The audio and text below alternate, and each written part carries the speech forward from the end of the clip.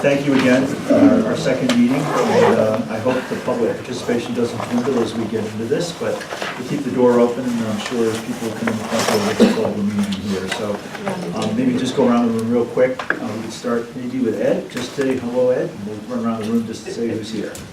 Ed Lilly, I'm not sure who I'm with anymore. Hi, Maryland History Tours. I manage the tours for Historical Society and on programs at BNL. So. I'm Carrie Lee, a community member. Hello, Ed. Oh, no. Gary Moore, resident. Yeah. Chris Gallant, Alternative Capital Fund. Simon Cortez, I own a couple restaurants in Howard County, one on Main Street, and we have some property on Main Street. Tom Cole, I'm a local attorney. Mike Smith, resident. Shana Hernandez, County Executive's Office and staff of the committee. Charles Kelly, resident. Tim Latimer, resident of Council District 2. Nat Austin, resident, Columbia, District 3. Angie Terciel, African business owner. Nick Redding, Executive Director of Preservation Maryland. So we have the agendas, I think, on the sidebar, and our main placards. There's also the agenda for tonight and the meeting minutes, I should say, from last week.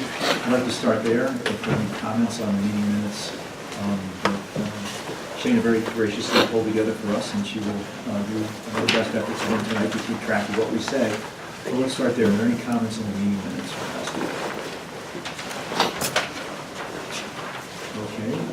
I don't know if we need to take motions to accept. I don't want to get too Robert's Rules of Order, but in the absence of the formality of that, I will assume the meeting minutes are acceptable, and we'll note that, and we'll move forward with tonight's agenda. Any other housekeeping matters we want to talk about? The room will change, I guess, from week to week. We're mostly in this room with a couple of exceptions. One meeting, this room wasn't available and we're in Seabourn and Gray, and another meeting, this wasn't available and we're in Linwood. All of those are posted on the website and it'll be updated as needed. Great. Matt Fleming is not here tonight. It's not necessary to email me to talk about reasons why people aren't able to make the meeting. If you can't make it, we understand. You know, we don't have a quorum rule here either, so the Robert's Rules of Engagement don't really apply. I do appreciate knowing, and Shana should know if someone can't make it. So Matt just expresses his condolences that he can't be with us tonight. He's offered, he asked me, and Ed Lilly, I think a few people got this email.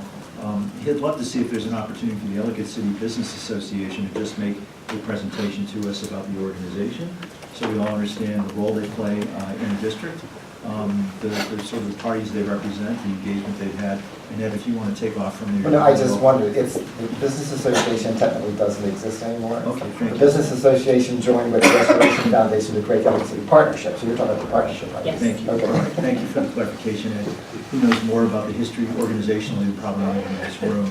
And thank you, but I think the offer still stands that Matt would be willing, perhaps with Ed's help, to just talk about the history of the organization, what its role has been historically and going forward, and the ways they can interact with the solution we're hoping to create here through this discussion. And Simon's actually a board member. Okay, and there, Angie, you may be a member as well, I don't know. I'm just a member, a community member at large. I'm not on a board. I was part of the business association and helped with the transition to the new organization.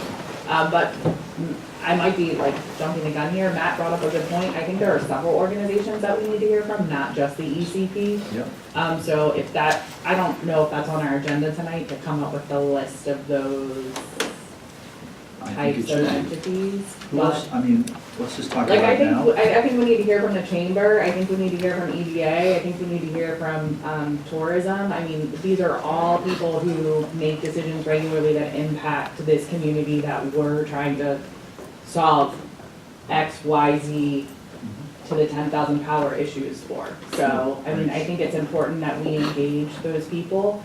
In that same vein, I also think that we need to talk to all the council members. They each have a representative on this committee, and I think that's important, but as we discussed last week, how can I convince you, council member from District 5, to support spending money here? You know, so. Potentially a lot of money. Right. I also think it might be of value at some point to invite the Maryland Historical Trust to at least talk about their easement program and the Section 106 regulatory process, which created a lot of confusion previously, and could potentially, if you're going to start using any state funds, when you pull all this together, would be at least wise to understand what that means and what process that would go through. I just think given the scope of this exploratory committee, it would be helpful not only to hear from these organizations about what they basically do, but I think in particular, views they might have on a CDC, what it may or may not represent to them. Maybe they have experience working with CDCs, Right. and work that they've done. Gary? I thought, just the last few points, that after we got to a certain point in this process down the road, we came to a draft situation that we would go out, a few of us, and present these organizations to get feedback and language and whatnot. I think that would help the process because these people are invested. So maybe for the meeting next week, I've proposed a sort of a suggestion of the sort of scope as we move forward here for future agenda items. I'd like to see if we can't get these folks in the horn pretty quickly. I know we want to try to cover some sort of the background stuff as fast as we can as well, so it might not be for 2 weeks, but let's try and get them all in perhaps in one evening. It might be more than we can do in an evening if we're just thinking about an hour and a half of time and thinking about 5 organizations or 4 organizations. I want to give people enough time to talk about who they are, what they do, and for us to ask questions and learn about that. Would getting somebody from our local historic preservation board to come in and talk about the challenges and what they're looking at, because this is clearly impacting what they do on a monthly basis. Like, can you be specific about the entity? The historic preservation District Commission. agency, yeah, HDC. HDC. Thank you. And I can't remember if they're still called the HDC. It's I actually don't know what they are P. now. Historic There we are. preservation. Piece. Yeah, they changed it. It used to be the historic district commission, now it's the historic preservation commission, so yeah. so just, I was also on that email from Matt.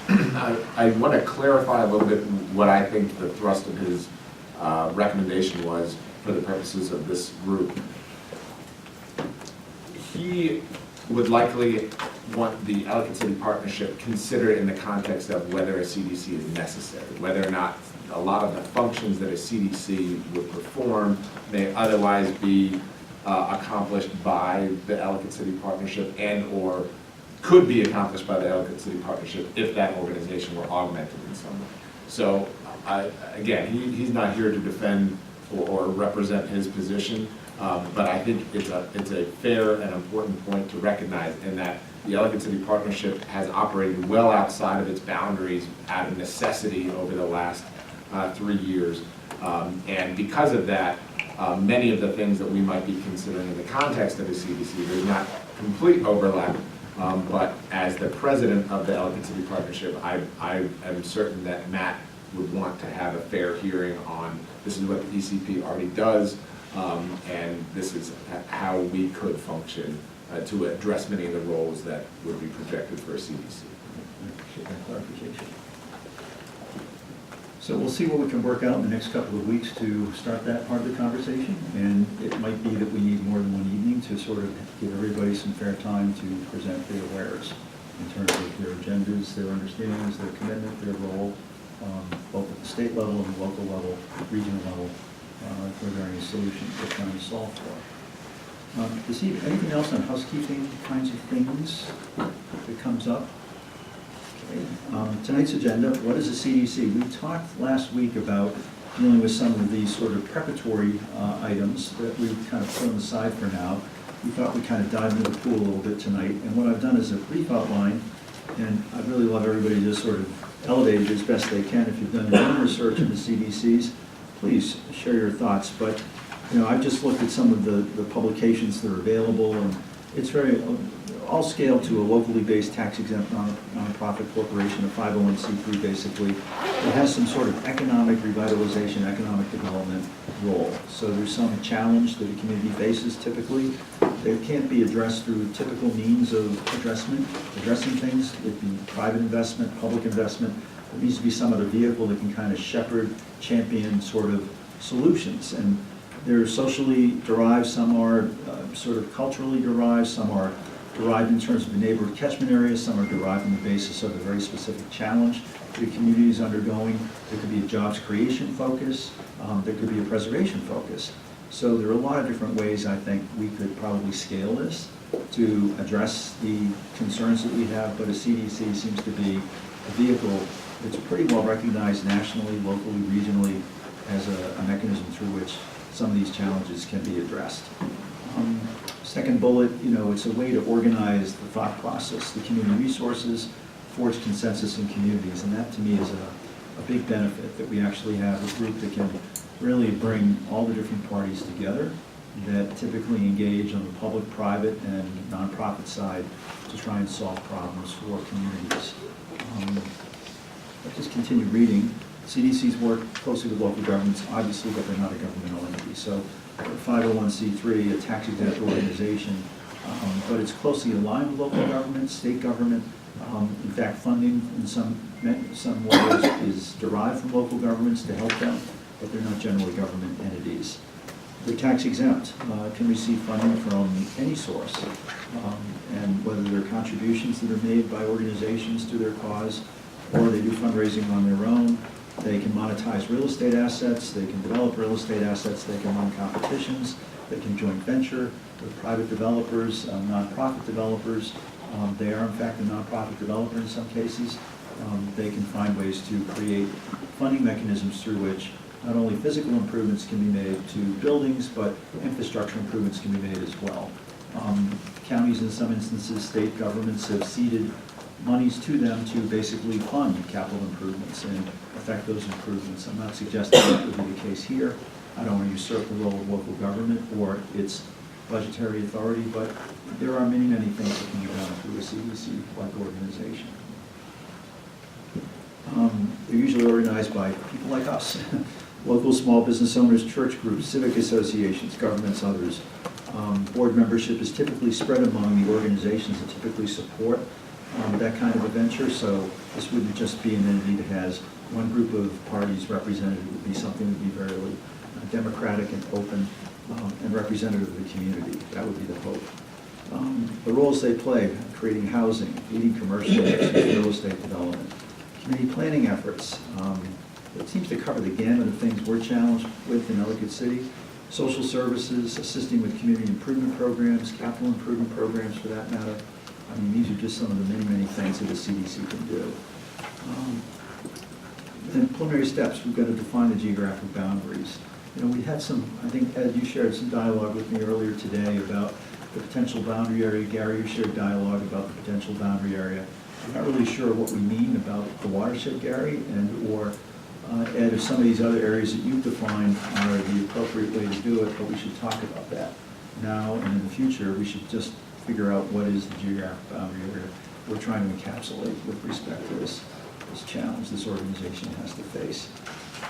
Define and assess community needs, how the CDC can contribute to those needs. Form a steering committee, much like this. In some respects, I think we are a steering committee that begins to address what the CDC can do. Create open community forums where there's just the sense where everybody can communicate, discuss ideas, gather information. I don't think we sit here and say, here's what the CDC does. Here are the challenges that we think need to be addressed. So it's a discussion. Create a mission statement, which is something I hope we can generate as we get into the sort of the written part of this exercise when we are giving guidance to the county executive that we come up with a mission statement for the organization. Consider how the organization would be funded. That's probably one of the biggest challenges in my mind. The challenges downtown Ellicott City are so immense financially. How do we capitalize?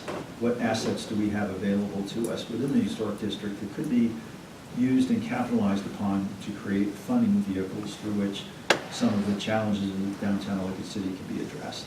And I'm not saying about massive vertical development or necessarily horizontal development, but how can we use the assets that are downtown that the county controls or the county could come to control to monetize those assets so we have a capital base from which to fund some of the challenges that we want to see a CDC or an organization like that address. And I think that's probably one of the hardest things to figure out how to do, how the money's going to flow and work. Develop bylaws. There are many examples online about bylaws. I think we've wouldn't have too much of a challenge coming up with bylaws. Filing the information with the State Department of Assessment and Taxation to become basically a 501c3, get a federal tax identification number, and apply for the federal tax exempt status. Those are pretty fundamental rudimentary things I think we could work through. I'm personally not aware, and I appreciate the comments a few minutes ago about an entity out there that can do all of these things. And it's staffed appropriately, it has the mandate, it has a commitment, a buy-in from the community. Do we need to just use something that exists now, or do we need to create something new? I think that's an interesting challenge we've got to talk about. That's just my overview of CDC language that I found. Again, I've worked with many CDCs in my career, in public-private partnerships particularly. They're a very fungible, flexible entity and organic, and I'm intrigued by the idea of the CDC. I don't know what you all are thinking about, but if you've done any research on your own, this would be a great time to kind of open the floor up and talk about your own feelings about a CDC or other organization like a CDC. So Mike, conceivably, in the context of Ellicott City, this CDC could take ownership of existing county properties and properties the county acquires, take resources from state and federal sources, and put it towards economic development in Ellicott City. Be it building restoration, new construction, infrastructure. And by that, it could be the engineering solutions that are still being discussed elsewhere, and or other improvements that might need to be made. There's been discussion for a decade, 2 decades about a parking facility downtown to try and create a place where people can park, maybe address some of the challenges of parking on Main Street, which is a little daunting, trying to back up into the space, and then I've got 2 hours, I have an hour, the countdown thing, and just feeling free of that, and having a place where you could park a vehicle that's close, proximate to downtown. The CDC could be an entity through which that kind of facility could be created. And where it goes is, something the CDC should figure out. I don't think that's our job, but maybe that's the kind of the organization that can help figure those things out, and has a funding source and means and methodology to make that happen. So, Mike, I would also add, generally speaking, they fulfill a role that the market otherwise will not or is unable to meet. So CDCs tend not to compete with a healthy, robust market. So, and in a lot of cases, the goal of the CDC is to put itself out of business, right? So the idea is to get the market working so well that you are no longer necessary. But if you look at structures at the lower end, or some of these infrastructure items, but specifically rehab of existing structures, the costs associated with those rehabs compared to what rents you can expect, or what rents you can expect if you want to keep local businesses and keep them affordable. We talk a lot about affordable housing, we don't talk as much about affordable business space, but that is a critical component if you want a mix of local businesses. So if you're hoping to achieve that, but the cost of rehab is here, that difference is something that the market oftentimes just won't take on. And so that is, I think, an important point of this, is that it's not to compete with a free market, but it's to work in places where otherwise the numbers don't make up, and you make that up through subsidy, and whether that be federal or state or private philanthropic subsidy. Great points. Gary? Just another aspect onto that is that you can create public-private partnerships. You can do things as a group. Individuals can't, CDC on its own, the county on its own, the private sector on its own couldn't pull off. So to me, that's one of the major differences. And So I have a question. We decide we're full steam ahead, and we form this organization, and we dotted all of our T's, dotted all of our I's, and crossed all of our T's. And then this thing happens, and we flood again. So what is the responsibility of this organization? Because of 2 of the several organizations that I brought to your attention, essentially for the last 3 years have done nothing but help this community rebuild from these catastrophic incidences. And therefore, organizations like the ECP have gone outside of their original scope to get us back to work. And the EDA has assigned an employee to us. So I think it's fair to say that as someone that has a business there that has lived through this twice, like, to go through it a third time, is it the CDC that's coming forward and saying, okay, all communication goes through us, all triaging goes through us, all organizing of the community goes through us? When a state of emergency is declared, we're really the ones that are taking over your property. I mean, it gets complicated for me when we're trying to solve a problem that we don't have a solution for. So I don't understand how this entity will work in that type of situation. Well, it goes to the mandate, I think. It really goes to that mission statement for the organization. So if the mission statement clearly delineates responsibility for the things you just described, which are terrific, but those are parts of the challenge that we can't find a way to address otherwise. So to me, and I'm not the answer man here tonight, I'm not here to defend the CDC, but I'm thinking that perhaps the mandate needs to address that. So there is one clear voice out there, one clear place that has responsibility to oversee. Government still has its role for life safety. This is not an organization that's going to address and be responsible for life safety. But maybe it's the entity that assists government when life safety becomes a concern, so that things are funneled, the effort, the energy is funneled through this entity. So it has that responsibility in my mind, and this is just me speaking, I want to hear from everybody, but I just think it really comes down to the mandate we create for the organization, and then that becomes their mission.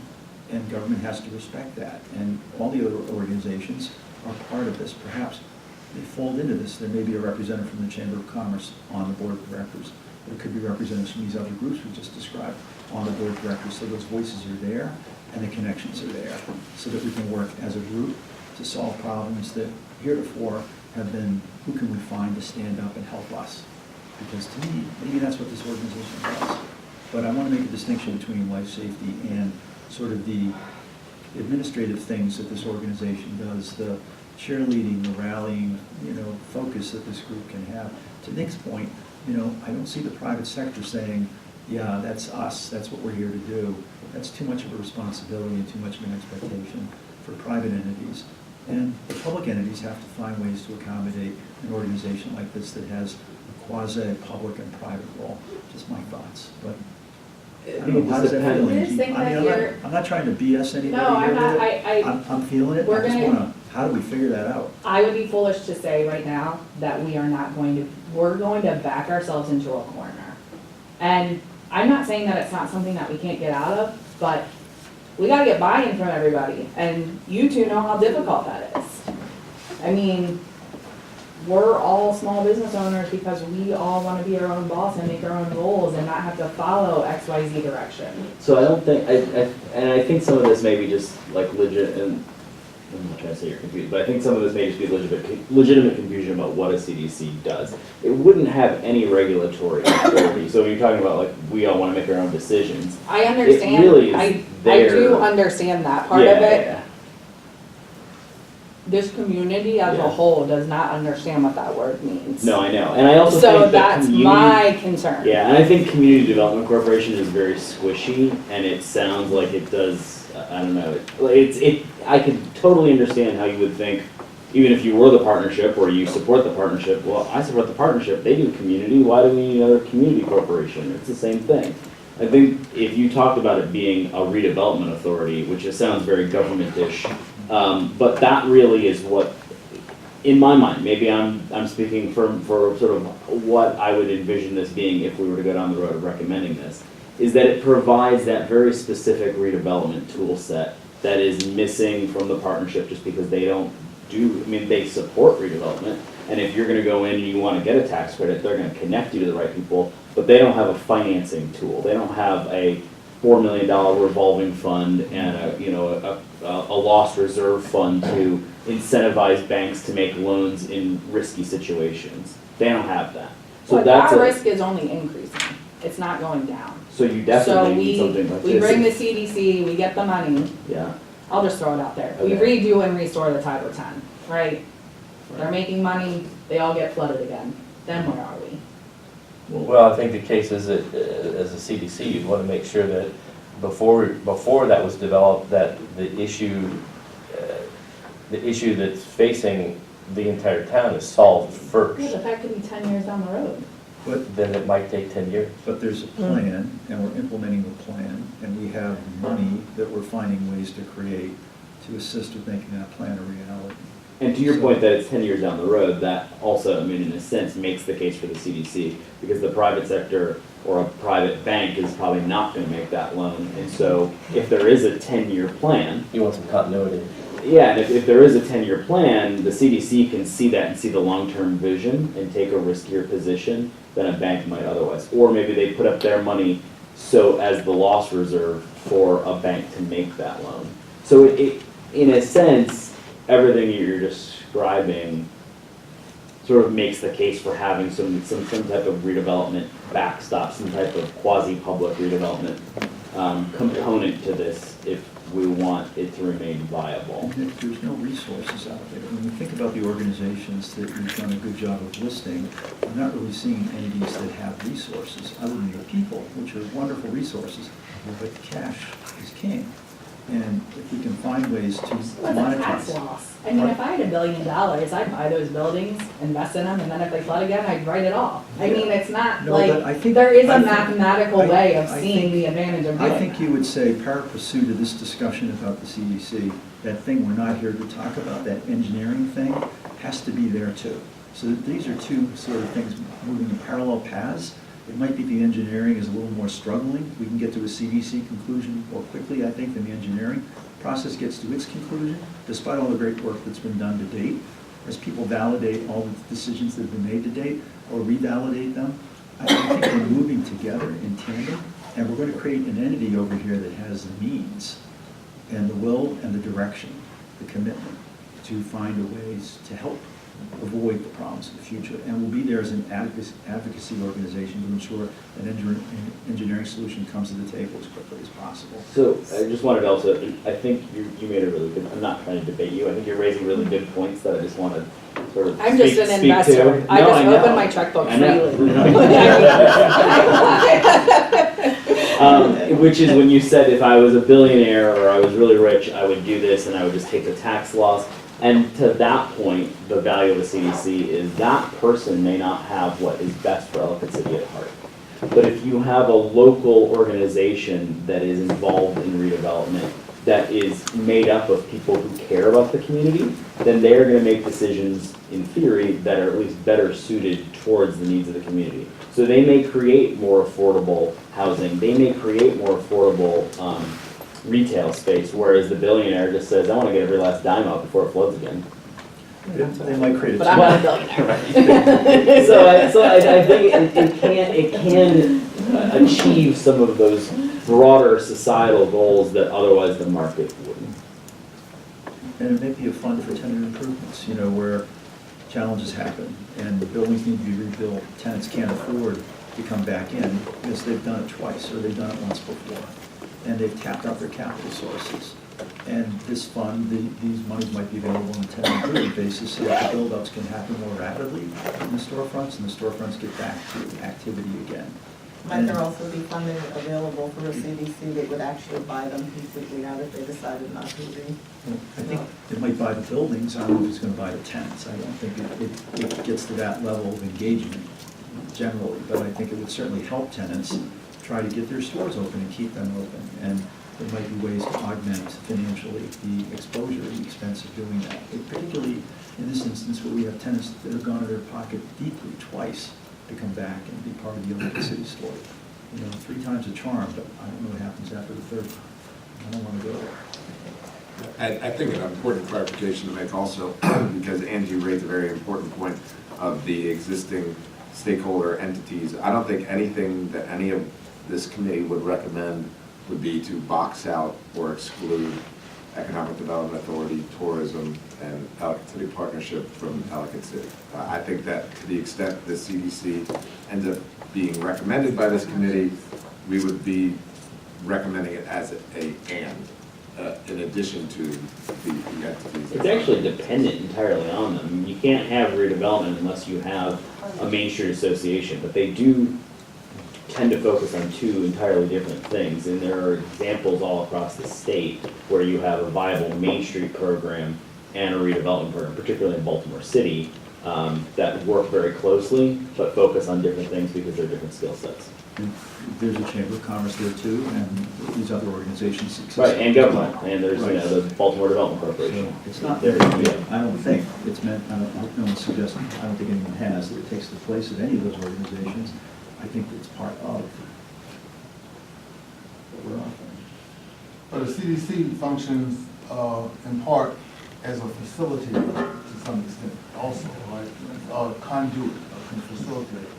And I guess the specific functions that it does perform is really going to be depending on what the actual mission is that's Right. determined for that CDC. So everything that was said probably in some way formulates that mission that we need to sort of fine tune if a CDC happens to be the end result of our efforts here. Well, and I think in a place like Ellicott City, to your point, it's gonna have to be a very narrow and focused mission, at least to begin with, particularly because there's so many different constituents and players out there. So it may not be as broad as setting up a CDC in a place where there isn't a Main Street and there isn't a chamber and there isn't an economic development authority. So you may just say, we're gonna offer three things. We're gonna redevelop structures and, work with the county in partnership with the county to redevelop structures. We're gonna have a revolving loan fund for blank, and we're gonna have a loss reserve fund for blank to try and get people to invest in the community. Those are the three things we're gonna do so that people don't feel like they should be threatened by this, this group coming in. I think the key word is facilitator. I think the organization, whatever you call it, would not replace any of the organizations and institutions that exist. This place is rich in those. The challenge is to get them to talk to each other. Is creating those partnerships between those organizations, creating a vision, and we're all going here, and each of us got a piece and a role to play in that. So that's my aspiration with the organization, whatever you call it.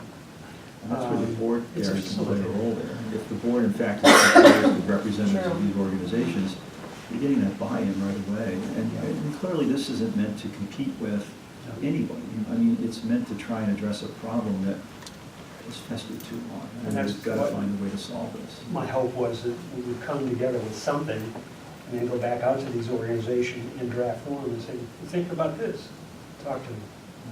Because when it goes to the executive, I don't want it to be, I don't want any more questions. Oh yeah, everybody understands it, and there's a constituency. So that may take a little bit longer in the end, but But it doesn't work if it doesn't have that engagement. that's right. I don't think we get there. We're just talking and it gets put on the show. It gets there. Feeling better, Angie? A little better? I don't think. We have a long road ahead of us. I guess that's the best way to put it. We do. So Angela, to get a clarification on one of your points, are you suggesting that if a catastrophe were to happen again, When a catastrophe happens. okay, yeah. when it happens again, where would small businesses go for help? Or what can be done to avoid the catastrophe? B is magic unicorn level. We have not achieved. It's not just small businesses, it's the property owners, it's the residents, the last two times that we've had an event like this, we've had designated point people from the county executive's office and then also from the EDA. And so they've been our sources of communication. And the ones that come from the county it's generally a higher level, like from the executive's office, and then Rec and Parks is like really hands-on engaged, particularly the first couple of weeks, because they provide all of our transportation and safety requirements, along with the Howard County Fire Department and Rescue Services. So it's a lot. So that that first 28 days, it's a lot of moving parts. So yeah, I just wanted to be clear, like when this happens again, what role is this organization playing? What role is that organization playing? Things like that. So. Well, I think one thing that Nick brought out, which is true about a CDC, is that they have the ability to administer a loan fund. And I think one of the things that a lot of people need assistance with is some kind of financial assistance. When there is a disaster. So I think that would expedite the process versus going to other state or federal government agencies that provide loans or temporary financial assistance. Yeah. You know, you can go right to your local CDC and get it because you have the grants and the authority to do that. This is one of the roles, I think. Yeah. So prior, it was through the Department of Housing and Community Development Yeah. at the state level. Yeah, yeah. My 2 cents, and having been through this with you also twice, I don't know that we would want to redirect emergency response away from where we are, because those people now, they're a brain trust. They've been through it twice, and to try and remove them and get the community into a new pattern would create more havoc, I think, than putting somebody else in between. I'm not arguing with you. Yeah, I would think that But, the I mean, I CDC will would be say more like, this, just to your like- point, a support role to them. If we had flooded on December 2nd, and I realize that not everybody at this table lives this way, so it's complicated. But there were 2 people that I was gonna call, and one of them didn't have a job anymore. So it's hard because it changed the way that we were playing that game. And I'm not saying that we can't get back there, and I'm not saying that now we don't have trusted people that we know. Poor Shayna, she like pays on blood. Like, she's probably training more than I am. But if that entity didn't go through the vicissitudes of the political cycle, and it's a consistent entity, a consistent force, it's there day in, day out, that addresses that sort of the weakness of the transition between one group of people governing us to another people governing us. So to me, that's another benefit that this organization can provide. There's a consistency there that would be permanent. And to Nick's point, maybe it's not permanent, Nick. I like what you said. They do Sunset. die. Yeah. But Semi-permanent. Yeah. If they're successfully, Yeah, but if it went away, it went away for good Get along, reason, yeah. you know? The engineering solution is at hand. The stability economically of downtown has been achieved, attained. It's persistently attained. You know, you feel like, okay, take a step back, let the private sector and government just do what it's been doing, and it just moves along at its own pace. But it needs to be helped right now. You know, there's a void, and that's what we're trying to figure out. How do we address that void best? And just to augment that, I think whatever the solution, and we do have to solve the problem, we don't mend it. We have to solve the flooding problem in Ellicott City. It can be done. I don't know what the answer is, but it can be done. Keep the ocean out of the Netherlands, yeah, we can stop the flooding in Ellicott City. But you have to justify it. Right, so then we're Unless back we to that sing as again. a chorus, this possible organization, whatever it is, would help orchestrate that chorus, then, you know, you can begin to justify efforts and why it's important. That's my hope out of this organization. I believe there is a solution. I can't tell you when, but I believe there is a solution. I know it's going to receive a lot of resistance. We have to be prepared to We've never experienced that before. Where? I don't know what you're talking about. Come right out there. So I'm sensing there's kind of 2 levels here. One is to try and get the organizations that have been playing historically a role in downtown Ellicott City together with us. I'm also sensing it'd be great if we had a couple of folks that are on the ground who run CDCs come in. Frederick comes to mind immediately, just to put that big kahuna out there, where they've had a flooding issue, they had a water control containment issue, they found a way to engineer it, and they found a way to celebrate it and embrace it. And historic preservation was still achieved, new development happened, water was part now of the story, but it's very controlled now in the way it embraces downtown Frederick. That'd be a great person to get, and Gary, I think you've offered to make some efforts to bring somebody in from Richard Frederick. Griffin from Frederick. Just as a reminder, that place flooded 30 years ago, whole downtown. There was nothing down there, no restaurants, no businesses. They took an approach that they were going to solve the problem and get rid of the flooding. Took them a number of years. They spent, I think, $50 million to rechannel the water, which was a big, those are $1970 or $80. They bit the bullet. Ask them if it was worth it. But you have to prove, that's all, you know, you have to prove to a very large constituency it's worth it. The challenge, Frederick is incorporated, and so it's different. That's one of the challenges for Yeah. Ellicott City. We're not incorporated. Yeah. If we need an entity that gets as close to incorporated, functioning as an incorporated town as possible. Yeah. And that's what I see the organization as, saying, whatever it is, hopefully it's permanent, you know, that it continues to function, so. I think we need to be very careful with the prove that it's worth it discussion, because I think that that has already been proven. And I'm not suggesting that you're saying otherwise, but that it's worth it has already been proven. The question now is whether or not a CDC would help facilitate that vision of making Ellicott City better. Which is two things. The master plan for Ellicott City identified a need for some kind of organization to oversee implementation of the master plan. And then, you know, the other is just, as I said, that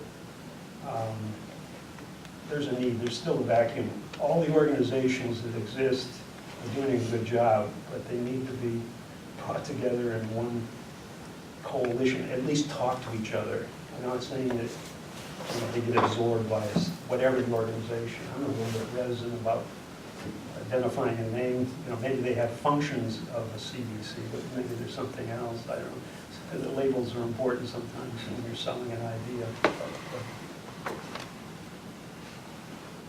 Great discussion.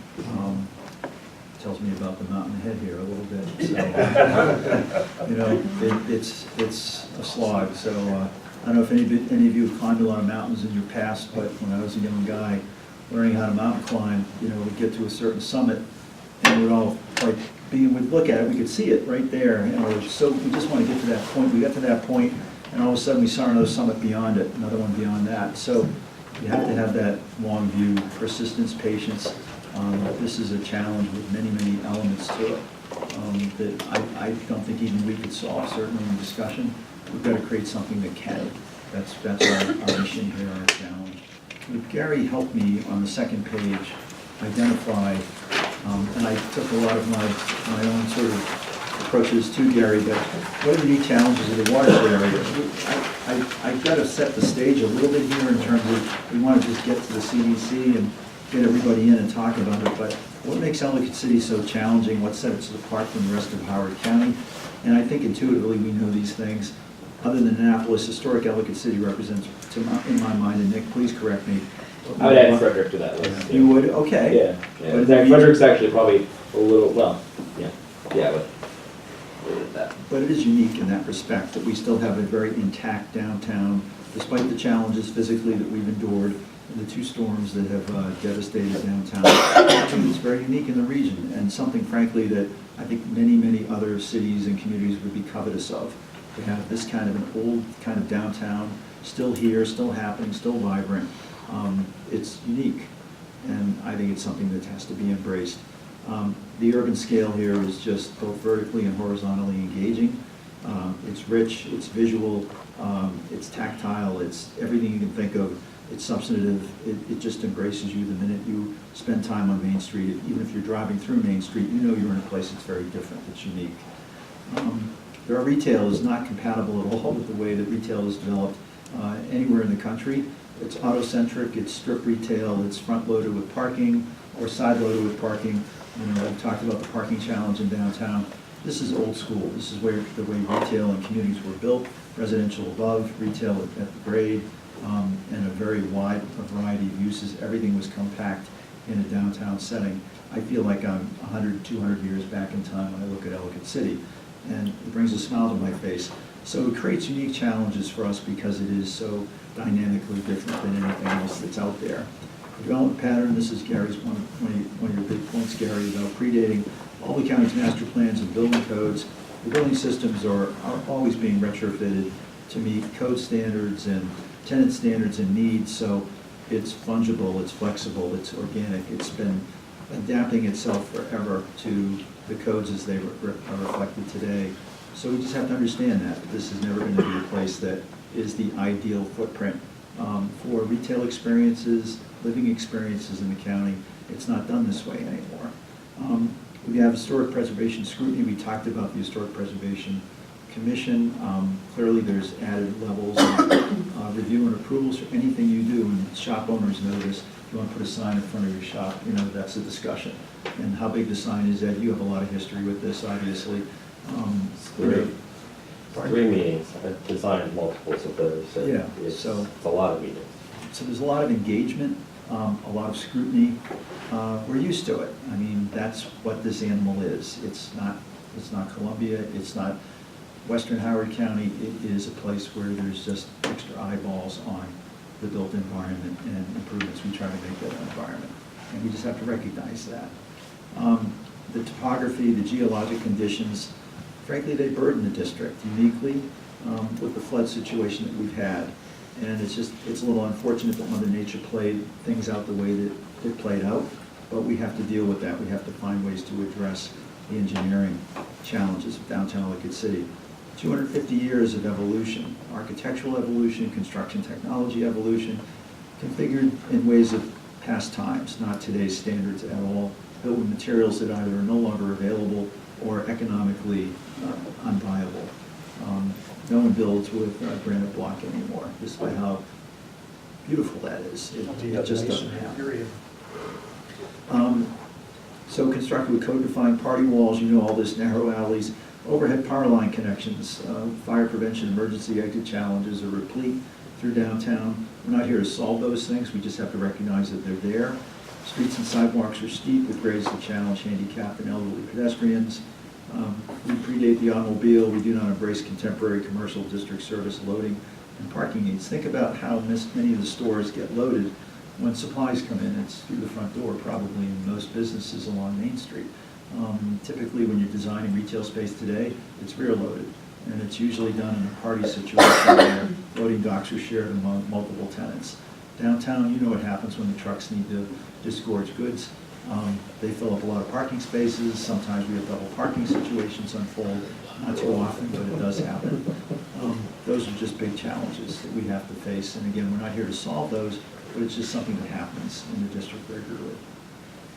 Public parking constraints. We've heard about this forever. We've tried meters on Main Street. We've tried free meters, 2 hours. I think every variation on the theme has been tried. It's just a challenge. We have to come up with a parking solution somehow that embraces the needs of the business district and the residents, the businesses downtown. Peak hour traffic volumes. I don't know if you've had the experience, but if you try to get through Ellicott City, sometimes in the morning, but definitely in the afternoons, always on the weekends, it's just kind of a chock-a-block block of cars. The signaling, the cycling of signaling doesn't really move traffic through perhaps as efficiently. I'm sure the transportation people would say we've got it maximized to its most efficient level, but you can sit in traffic for a while and it backs up both in the Oella direction and to the west end and beyond sometimes during big periods. And down Old Columbia Pike. Yeah, and think about people who live on Church Road trying to take a left turn off of Church at Main Street. That's just a huge challenge. So we know about this. Eclectic, uncoordinated blend of retailers. This isn't a criticism. It's just the beauty of downtown. Unique wares and hours of operation and marketing. And we used to have more diverse ownership. And I'm not saying having one or two major property owners is a bad thing, but it was a little different in the past when we had so many more property owners to deal with. Maybe it's a blessing we have fewer to deal with now, so we have more focus, a focused ownership commitment to try and move through some of these discussions, to try and find solutions to the challenges of downtown Ellicott City. And Gary, you posed some questions here, and I don't know if you want to lead discussion on these. I'm more than welcome to save my voice a little bit. But Well, just to add to what you're saying, there's a lot of challenges just because it predates all the codes. You'd never do it this way today. That's its charm. That's what makes it authentic. That's also what makes it a challenge for the county. It's very difficult, I imagine, for them to respond to all these daily challenges when 99% of the county is it's tract housing and strip development. It's all planned. And the energy and the brain damage to address these issues daily just, it's not gonna happen from the county. It's not organized that way. And it doesn't have an urban historic experience. They don't know how to address these challenges. So that's why I see a need for something in Ellicott City that becomes the advocate, the champion for the community, and has the ability to go up the hill to these different departments and have these discussions, and does it in a holistic manner. Yeah, I can solve a problem here for traffic, but what damage is that going to do for the rest of the community? You know, does that really fulfill the mission? It's some entity that has the ability to begin to appreciate the holistic nature of this very unique kind of community. So, again, it's not replicating anything that the county's doing or replicating any of the organizations that are here. It's just, there's a need, there's still a vacuum in there. So, and then one other thought, earlier on, you were talking about what this entity might be and whatnot. I think it's fair to say that we don't solve the problem or answer all the questions. We have create the essence of something and have a strategy about how to move it forward and let it grow and figure its own way out. You know, there's no way we're going to be able to create an organization and predict all the challenges that it's going to face and how to address those. So I think there needs to be a strategy aspect to what we come up with. They won't have a crystal ball. It's got to be able to morph. Yeah, you can land on your feet each day and figure out how to solve these problems. It's going to be through strong advocacy or whatever. So, I don't know, I put some questions together. I'm not quite sure how to go through this, but yeah, it's all pre-code, so how do you address that? Well, to me, each situation's unique, and you just need an entity that can be an advocate and respond and do it in a manner that doesn't, that it's, understands the repercussions of the choices that you make. Yeah, I may solve this problem, but I might do considerable damage to other aspects of the downtown and the community. So,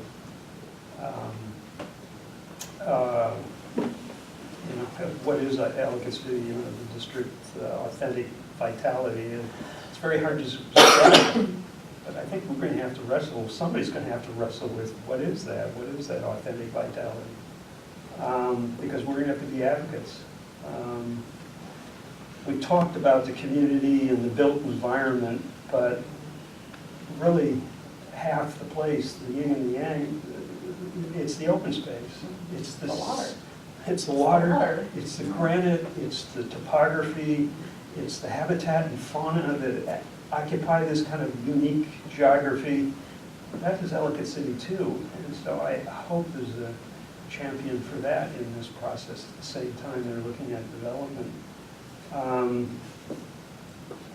History, yeah, this place is about history, but it's not one history, it's multiple histories. Again, we have to be kind of holistic in how you approach this. It's not about, the reality is door colors and shutters and design elements. It's way more than that.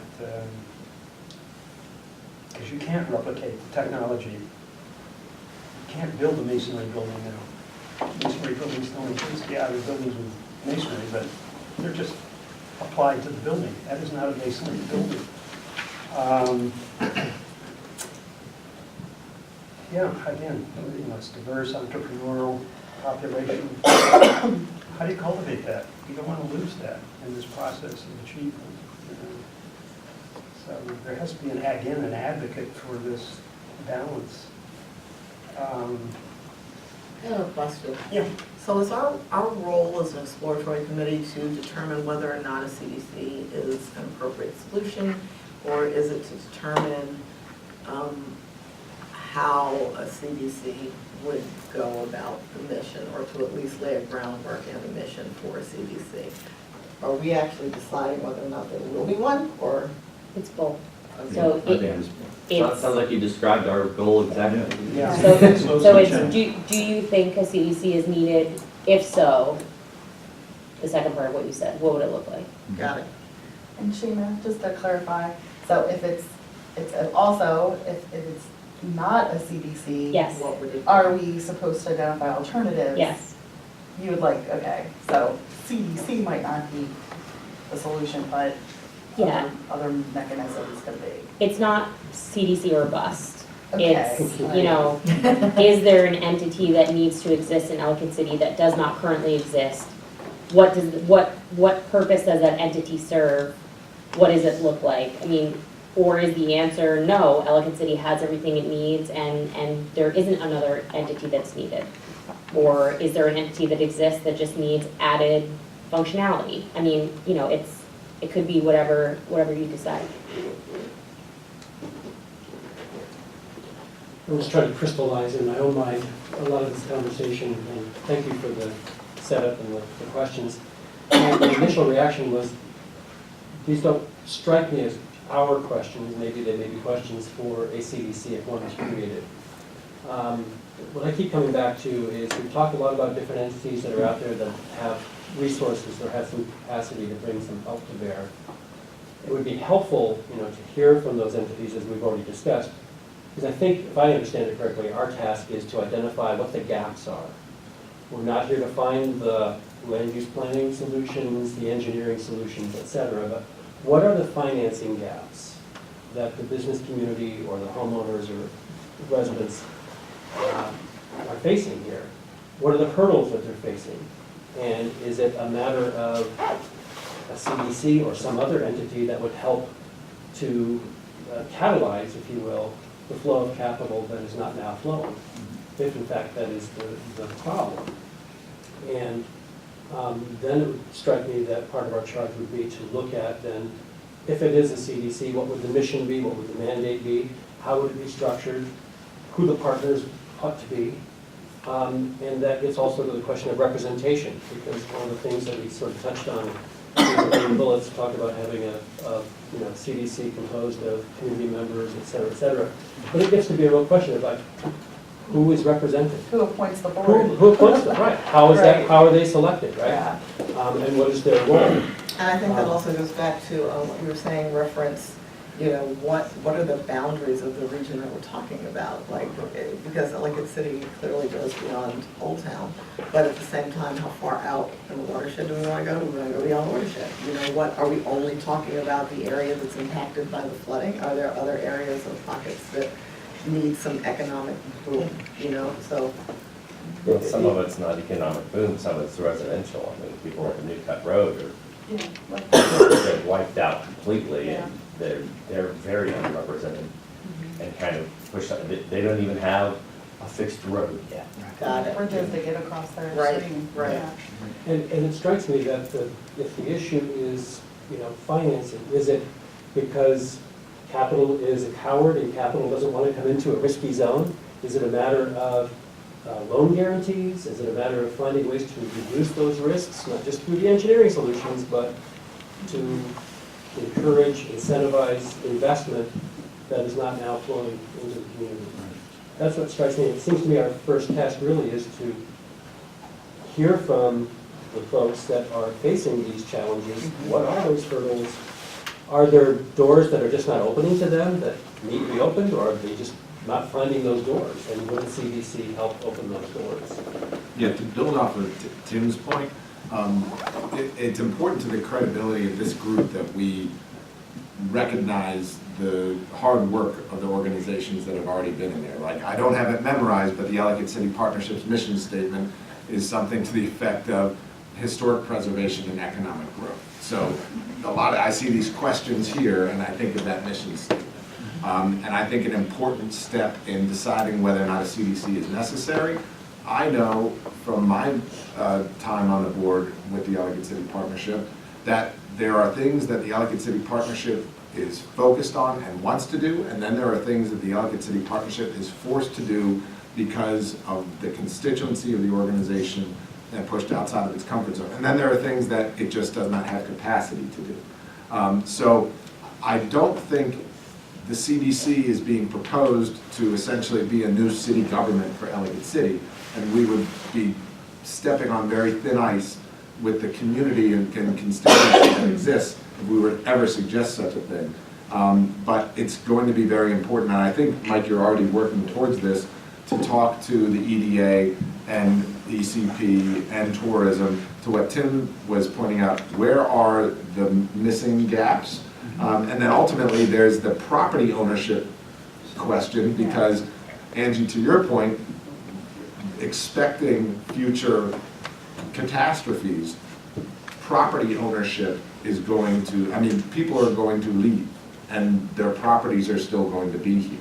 And what I see the CDC serving a function as is, whether or not they're part of the Tiber 10 or not, is there an entity that can step in where private capital is no longer invested to ensure that Main Street doesn't turn into, I don't know, an eight-year-old's teeth. Like, it can't be a whole bunch of holes. We need to maintain that continuity. So, similar to the last meeting, I get a little bit concerned when we oversell what the CDC does, because it creates expectations for the people watching at home whose lives and livelihoods are at risk when it comes to Ellicott City, and CDC has a much narrower focus. So I think it's important to get the groups in. If we can pull it off for next week, we'll do it. And we'll spend a little time thinking about, I think initially we should bring in local groups, then we can talk about bringing in people from out of town who have a CDC presence elsewhere. Because first, I think it's more important we learn about what's here already. Part of what I'm trying to do, just framing what's CDC without telling you this is what it has to be. That's not my role. That's our role together to figure that out. And property ownership has an important role at the table, obviously. Even if they're absentee owners, where they've just kind of thrown up their arms into frustration. I can't afford investing capital in this building again. That's what this group could do, because they can take on risk. To Tim's point minutes ago, they fill the void where traditional capital doesn't want to take that risk, but an organization like this could, and is much more comfortable taking on that responsibility. So these are just part of the discussion. And again, curiosity question kind of goes back to the question I asked before with regard to sort of the buying out scenario. I was just happened to be listening to a story on NPR where they were talking about what takes place after the national park disaster. And like when you have a region where people are repeatedly affected by natural disasters and how they cope with them, and grants that are available to them and opportunities that are available to them through whether or not it be federal or local grant organizations that actually will help to buy people out of their circumstances. Is there a way that a CDC or such an organization can create those relationships and maybe make that process easier for those people who are, this is a real hardship? You talked about New Cut Road and the notion that there are people who are basically stranded, if you will, in an area because there are no roads being built, and how you cope in that scenario. And if you get to the point where you can't sell your property or you can't do anything viable post another natural disaster, how do you deal with that? And would a CDC or some other entity be able to come in and sort of be a sort of conduit between the people who are here who need that assistance and finding it somewhere? So, I mean, a CDC certainly is going to make that simpler. If you're not about buyouts, I mean, with the right amount of money, anything's possible.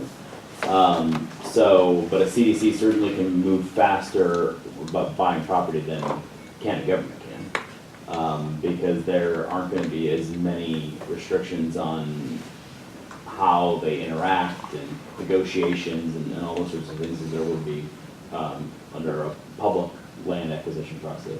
Or even things like grants for relocation or like. Well, it just all depends on, I mean, if you're, who is going to be providing the money to that CDC to give out those grants, right? And generally, I mean, as a nonprofit that does a lot of grant making, like this year we'll give away like $200,000 around the state, which is not a lot, but it's, you know, significant, it's in six figures. So, you know, we have to figure out sources for that money and find people who are either going to give us that money or raise the money ourselves, or there's a variety of different paths for that, but that's exceptionally difficult to do, and particularly after a disaster. I mean, I think to Angie's point earlier about, when and if that disaster hits, what roles the CDC is going to play is important for us to consider, but I really do see it more as a long-term vehicle for revitalization and not an organization that is going to play a critical, first 3-week role after a disaster. It's just they tend not to do that. I can't think of a CDC out there, and I'm sure there is one, but I can't think of one off the top of my head that is really involved in disaster response. To Tom's point about what happens if people start leaving, that almost gets more into land bank territory. And the CDC could have components of a land bank. We may in a future conversation want to talk about what a land bank is and the state land bank legislation, because there's very specific legislation about holding property like that, and there could be a receivership process. And I don't know if Howard County has a receivership process because they probably don't have as big a vacant housing issue as some of the other counties in the state do. But I know like Dorchester and a lot of the Eastern Shore counties have had to pass this that allowed them to take property and to move it to a nonprofit much faster than current local legislation normally allows for. So there is state legislation that enables that too. And the CDC certainly could be an avenue for that, but it may have to adopt guidelines along the state land bank law in order for it to do that. The other, to the point about like what are the financial issues, and Angie would be able to speak to this as a property owner who's gone through rebuilding after disaster, but we saw it. We had some staff here that we hired who were on site, and I think they worked with you on some of that. But there were loans available after 16 and then after 18, but 16 in particular. I think 18, a lot of things changed because people had just been through it, and also it was, there was a lot of things about it. But after 16, there were a lot of loans available, and we were working, our staff was working to try and pair people with small business administration. To give you an example of one of these financial needs. And a lot of people weren't willing to take those loans on because either they were too late in life to feel like they wanted to have that kind of debt associated with their property, or they were just entirely terrified of the idea of debt, or the interest rates simply, even through the Small Business Administration, were too high. So even though there were financial resources available, it didn't always turn into them being of use. The tax credits oftentimes are the same thing, and I don't know what experience you have with them, but for a lot of people, it was like, well, a tax credit is a great idea, but the tax credit in Maryland on a historic property comes as a reimbursement. And so I have to have that money up front, so it's a 20% tax credit, great, but if I don't have that 100% up front, then and finding someone to bridge a state historic tax credit is very difficult to do. As a result of that experience, and we can come in, maybe we'll be one of those organizations to talk a little bit about what we've sort of researched and what we've considered doing. We went out and got a national funder to fund a feasibility study about the creation of a statewide CDC for historic property redevelopment to specifically support those specific friction points we saw in the financial services in terms of what happened after Ellicott City and what we've seen elsewhere. Because state historic tax credits are great, but if you don't have the money up front, they're valueless. Federal historic tax credits are even better because you can layer, I know I'm getting into the nitty gritty here, but you can layer a 20% state and a 20% federal. But if you're not doing a big enough federal project, or the state is a reimbursable tax credit, so it actually comes to you, the federal, you actually have to have tax liability. So if you don't have tax liability, then you need to have somebody syndicate that tax credit for you. After a disaster or just with a small property, this becomes such a climb that it just, normally people just throw up their hands and, I can think of several people who just threw up their hands and said, no, I'm not gonna do it. Even though they were leaving 40% equity on the table. A CDC could help in a situation like that. So there is a financial issue, and that doesn't even bring up the idea that Howard County potentially could become the owner of properties in Ellicott City, and county governments aren't good at redeveloping properties. So those are some of the initial, just off the bat, without even, I could put together an actual memo for you guys or give you our after-action report from 16, but those were all things that we saw and sort of our experience here in Ellicott City. And we've seen other things, you know, that aren't quite the same financially around the state. You know, disinvestment and vacancy isn't the issue here, but the issue here is the same rub when it comes to some of these financial tools that are available that are still just very difficult to use, particularly on the small Main Street scale. So I know that was a whole lot, but we definitely can speak to the financial concerns and needs that we've seen in sort of doing some of that one-on-one. And if I said anything wrong or anything you disagree with, let me know, because you lived it, so. Just listening to that, is it CDC or an entity like that, sort of a gap financing aspect? It might be there to fill the gaps in where you might have. Fill the gaps or even bridge it, right? I mean, if you could give someone a bridge loan at 0% or 1%, or just have an origination fee on it just to cover limited costs. But, you know, a bridge loan for construction is normally going to be, well, you know, 6 to 8%, right now, somewhere around there. And so that's a significant amount of money that someone's going to have to shell out just to get their tax credit. Whereas if a CDC could step in and do that, if they just did that alone, I mean, just not just the finance part, which I did not go the SBA route, but I did take those tax credits in 2016 and I did not meet the threshold, so I took them again in 2018. okay. It's an immense amount of paperwork. Yeah. And it's taxing because all your resources are already tapped out. Right. It's paperwork that maybe you don't have anymore.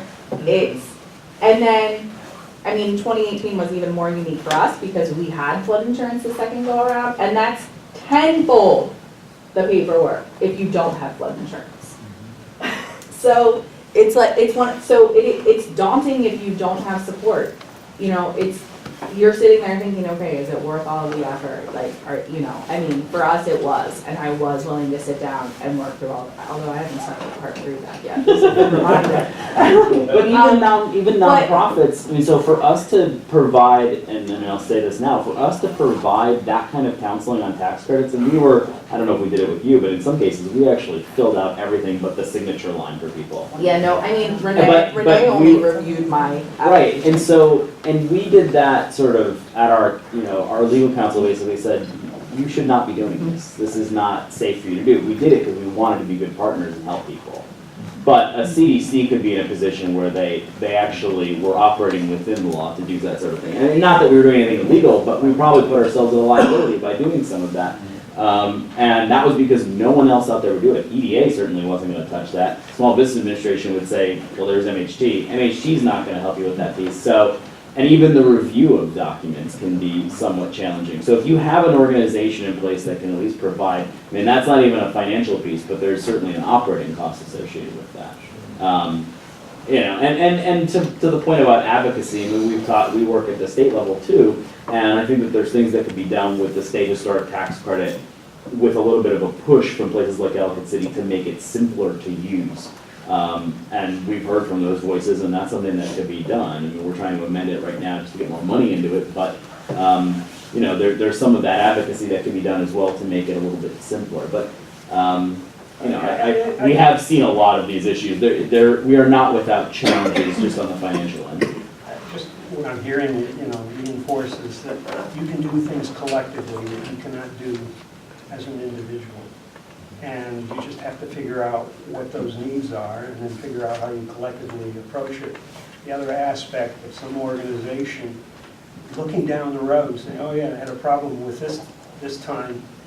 If there isn't policy or economic opportunities out there, then you become an advocate and go to institutions and, you know, the municipalities and whatnot and have those in place, knowing full well, oh yeah, there's going to be this need at some point in the future. Right now, we're so reactive, and you need to continue to be reactive, and we have organizations in place that are reactive and they're working in the moment.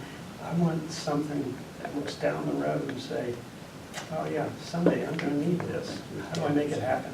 Yeah, so to your point, looking down the road and going back to our people at Newcut that have been impacted in this, we know that we're going to need an engineering solution to address the white elephant in the room that will allow CDC to move forward And with a CDC or an entity like it, they would be able to help facilitate that by possibly taking some of those pieces of property, bringing them into their asset base so that when it comes time for that engineering solution, whatever it is, that piece of land is already in inventory. Once then everything is solved, then the CDC can then oversee its new redevelopment or whatever that is, instead of having to continually pass it between separate entities elsewhere. Right, And right. not having the ability, and, oh yeah, I know in 5 years that property would, we had it right in that stage of, the flood, 'Cause addressing the flood. We're crossing in So and out of It's historic already in district. place, when you need it, it's done. And to You that work point, with the it also cuts down on speculation. Yes. So then you could end up with, this is I guess what do you call it, the magical unicorn solution comes in within 10 years. And then someone who's hung on to property can turn around and sell it, and you think it's unaffordable now, just wait, once there's a solution, everybody wants to do that. So if you want to create or maintain some of that vibrancy and authenticity and affordability, there's also a value to the CDC to hold on to some specific properties during that process. They can redevelop something and hold on to it and wait for a little while, or there's ways of maintaining affordability. So Right. to that point about like the diversity of ownership, this can be sort of a hedge against that. Right, and those people who are financially incapable or unwilling to, they've got an escape clause. They can get out while the CDC is able to say, we know what the future value of this is and it's got to be part of the plan. So it's a win-win situation for everyone. It's strange enough, we're here at the time of a problem, but the greatest danger is success. Because if we're successful, everybody in this room won't be able to afford it here. You have to anticipate that and figure out, and that is a tough, how do you create that balance and ensure that sweat equity really is equity? You don't lose it. So, again, looking way down the road, there will be success here. That's a danger. Elder Baptiste, whose name might or may not have any reflection in this room, told me a story that happened right after the big flood in '72, where the county, at that time, created buildings for $1. And maybe it was $100, maybe it was $1,000. But there was an effort back in the day, without a CDC, without mixed group being present, without, people in this table really around the room. Ed, you may have been there. Yourself, or your family, sort of. But there are mechanisms. I know. Sorry. There are mechanisms out there that have been tried in the past to create that incentive for people to take the next step, the next step, the next step. And you get 1, you get 2, you get 5, and suddenly there's a consensus and a momentum and an energy. And I think that's what we're trying to create, a new seed we can plant here that would allow this thing to prosper. Now, I'm not worried about down the road making it unaffordable. Right now, I want to solve the problem. But, Otterbein and Baltimore City and Mayor Schaefer, there's a big dollar house program. And I worked on Otterbein, which was 3 blocks. And those buildings were sold for $1, and you had to bring it up to code and whatever. But all those people that did that, they can't afford it now. They couldn't afford to live there. But yeah, that's. So I feel like in a way we're talking about 2 of the 3 legs of a 3-legged stool. In as much as I think we're talking about like what partners or entities there might be that come into play and help us understand what the gaps might be and what a CDC might do if in fact it would be an appropriate vehicle to address some of those gaps. But I would welcome learning more, maybe from Nick or others, about existing CDCs and where their primary sources of funding come from, because we can talk a lot about how the money is used, but if the money's not there, we're just talking about monopoly money. And I think it'd be useful to understand maybe what proportion typically is public funding, private grant making, or private investors, if you will. Because I think, in a way, if folks, particularly from the private side, are going to put money into a CDC, they're going to clearly want to know what risks they're incurring, what they're going to be getting for that money, what's in it for them, and, you know, what the proposition is for them. So it just seems to me that if we're going to go down that path, we should also be thinking in terms of what might be some of the likely or prospective funding sources that a CDC like this could realistically look to tap into. Well, what is our pleasure? Is our pleasure to meet the CDC folk first, or to hear from the organizations that are resident here in Ellicott City first? First come, first served. Well, that is a preference. I mean, I would make a recommendation to the group that we talk to existing stakeholders, because we have a lot of questions here about what is Ellicott City and things like that. And I think that it is important to give those entities an opportunity to educate this group. And I also think there might be some built-up stress on behalf of those organizations, particularly maybe with the Ellicott City Partnership, that they're being overlooked or dismissed. And I think that it'll be critical. I mean, that is a genuinely good organization that has done amazing work on a short-staffed, volunteer-based, and has built a lot of credibility with the community that we're looking to address. So I would strongly recommend that we have those groups come first. is there any dissenting opinion about that? Not dissenting, just to Tom's point, there was another organization I didn't think about until we kind of got further in the conversation, but there is a residents group in Ellicott City, and I do think it would benefit us to hear from them as well, because really, at the end of the day, filling out paperwork to get a tax credit is nominal compared to what these residents have suffered. And we're talking about residents that are in generational homes. And really, I think that if we're looking at solutions, one of our solutions is protecting the heritage of that community. Or one of our responsibilities, or the CDC's responsibility. Mhm. There's too many. Yeah. Things to cover. It's a So lot. I think It's it a lot. would be, Yeah. Well, I think it would be that's- important to hear from those. Yeah, and we don't want to be viewed as a commercial Main Street centric. And it's This really is easy to really do that. I much mean, when larger you think area. about everything Totally agree. east of the traffic light at, well, what was a traffic light at Ellicott Mills Road, I mean, people don't think, I mean, yes, people saw that there was suffering because things were destroyed, but they're like, oh, you're a business owner, you'll just get back on your feet. Like, I just wish it was that magical. But everybody that was west of that, like, thousandfold what we suffered. And you know, they don't have the resources that we have.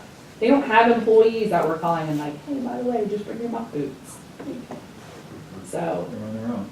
yeah, They still are. So. and they need to not feel that way. Yeah, I found an organization called the Ellicott City Residents Association about 18 years ago. I'm not sure if that is the entity anymore. It's something different, but I will make sure that I get the contact Yeah, to information. Shannon, and Thank you. we'll reach Yeah. out. So I think there is consensus, let's get the groups in, and we'll try to do that for next week. Gary, the belt and suspenders things that we've talked about in the past, I'm feeling like we're moving beyond the need to talk about Ellicott City. I think we know the place. I think we're good about the place and the challenge. What we need to focus on, who's out there, what are our recommendations? I want to kind of drive toward that conclusion as best we can. Let me say this too about CDCs. Yeah. Just to clarify exactly what organizations we're targeting for next week, the Chamber of Commerce, EDA, tourism, the Ellicott City Partnership,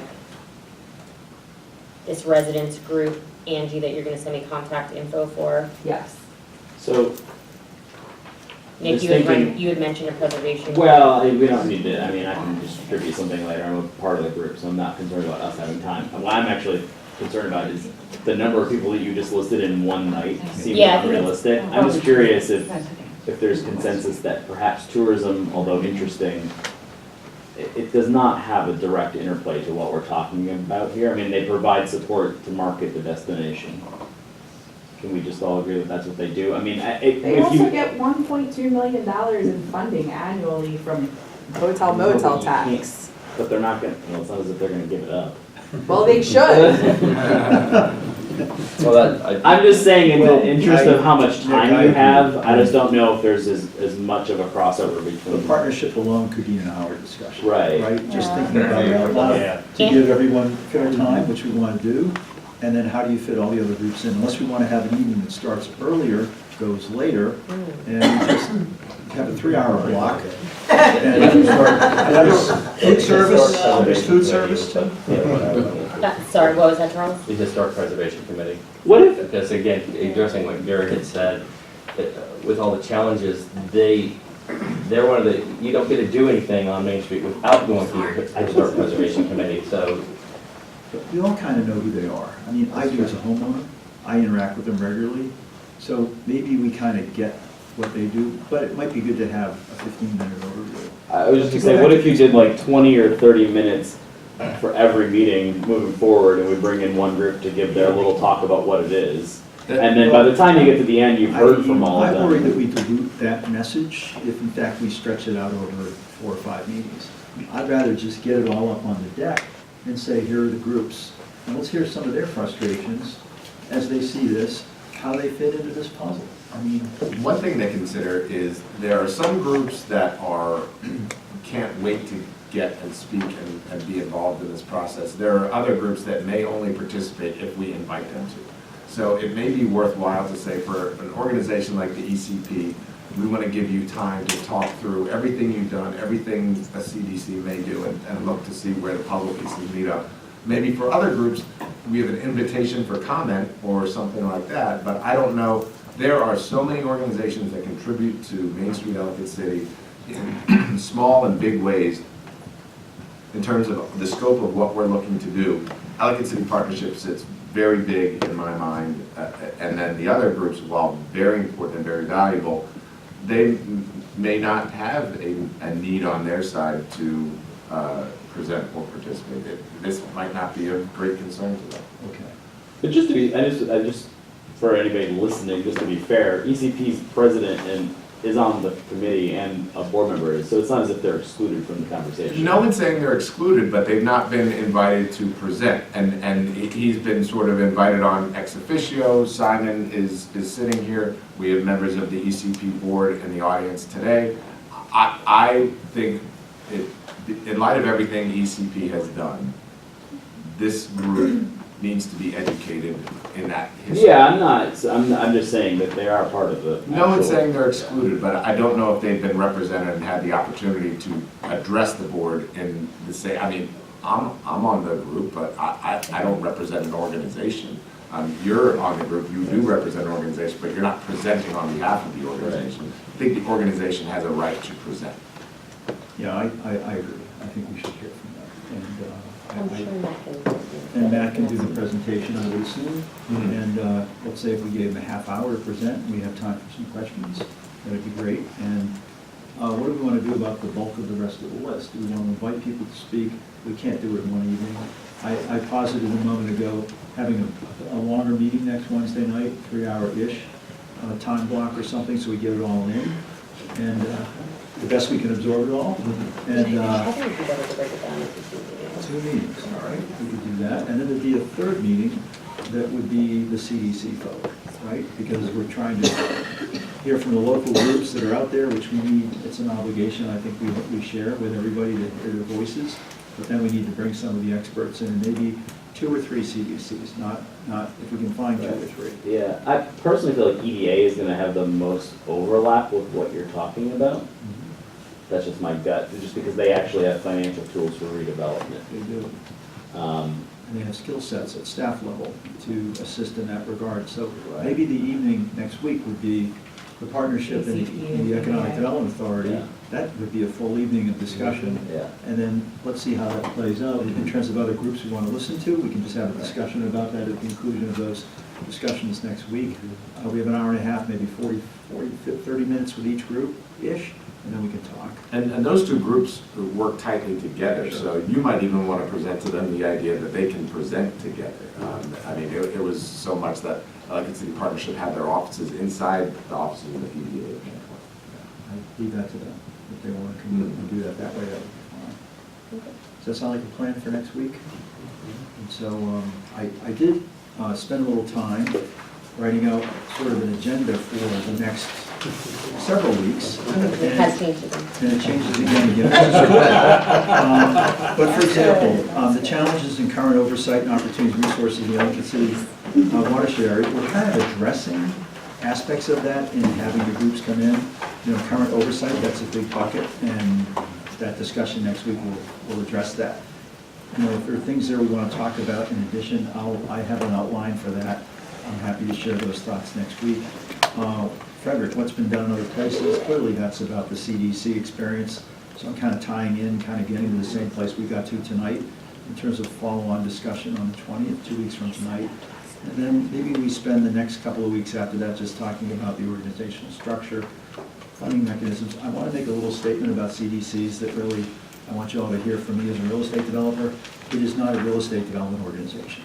It is distinctly different than a real estate development organization.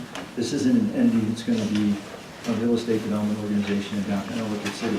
It's an entity through which those juices flow, the passions of architecture and engineering and financial feasibility and things. Those are all elements of what this organization does, but its mission is so much more broad. It is not about making a profit, it's about making a community. So to me, that's a very distinctly different mission that it shares, and whether it's a spin-off of what we have downtown already, or it's a new entity, that to me is really where this thing has to be. So it is not an entity that's looking to develop downtown Ellicott City and be the master of that domain. It has to do that in context and in cooperation with all the other parties that are present at the table. So with that, wow, 8:30, here we are. Thank you. Anything else? I don't want to close out the discussion or from the floor if there's anyone in the audience that wants to say something. Anybody up on the committee at this point want to add anything? We're pretty clear in terms of what we want to accomplish next week. From the floor? All right, thank you, everybody. Have a good night.